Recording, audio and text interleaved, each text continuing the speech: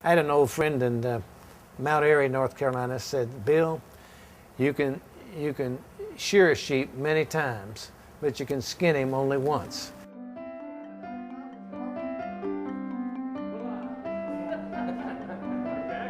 Well, everyone knows Bill.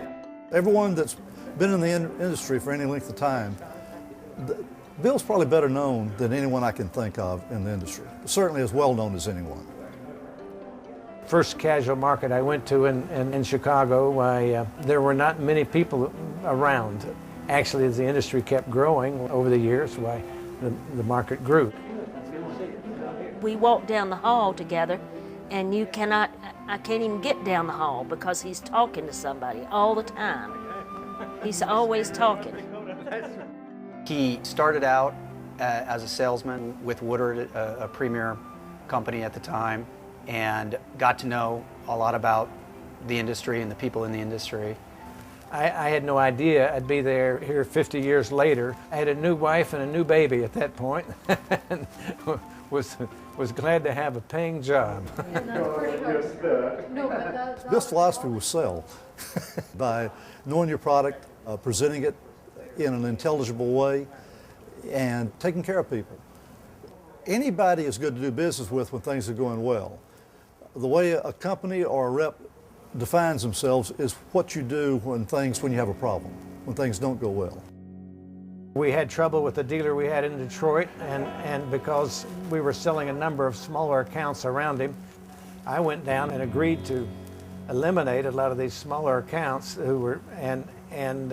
but in turn I asked that we open up J.L. Hudson's in Detroit.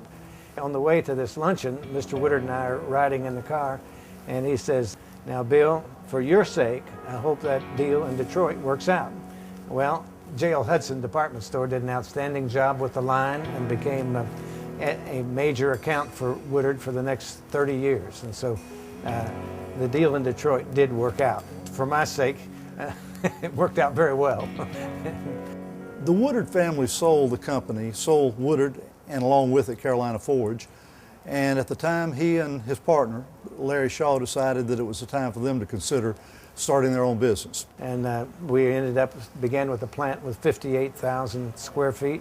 And 2 years later, we doubled the size of the plant. It's 16 hours a day, it's 7 days a week for that first 24 months or so. Bill was primarily the marketing sales guy. That was his job. And it comes very naturally to him, and it's very genuine. People trust Bill, and that's one reason that he's done business with so many people over the years, is they believe in him, and they're not just friends, they completely trust him. Well, the thing of it is, he kind of, after Lyon Shaw, it was, what do I do?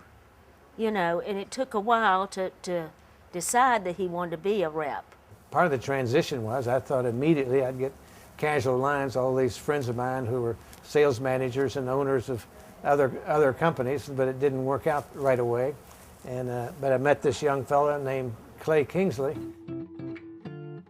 I just remember standing there, and we were in a space that looked down a hallway, and this distinguished gentleman was walking straight down the hallway, walking right for me, buttoning his coat, and I had no idea who it was. He had a certain stature in the industry, but I was completely unaware of it. So he was talking to me about having both he and his daughter rep our line. He really liked it. There was something about it, the carvings especially, on the furniture that he really liked a lot. I had a dealer in Winston-Salem, North Carolina, wanted a teak bench, and I called Clay Kingsley and got the catalog and got to talking to him. And it turned out, I thought, well, we'd sell a little bit of this to a dealer, a bench here and a bench there. And about the third customer I called on with it, and he said, well, can you get me a sample bench? And while he was putting it together, a customer came along and bought the bench.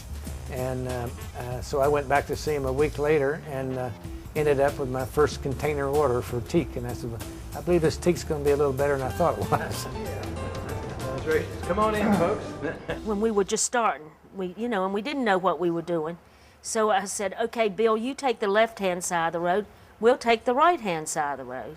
and we'll call on people. Well, the thing of it is, we got up there, and we called on somebody, and they said, your husband was here just 5 minutes ago.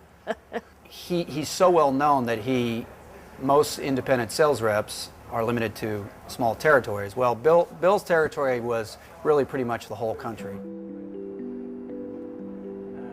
He's done almost everything in this business, and along the way has made a lot of friends and helped a lot of people. I think that integrity and knowing your customers, being interested in them as people, knowing your product.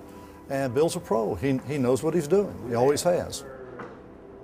I've stayed in the business because number one, enjoyed it, and number two, I've found it rewarding and a lot of long-time relationships and friendships. Anyway, I've enjoyed the business and would do it all again.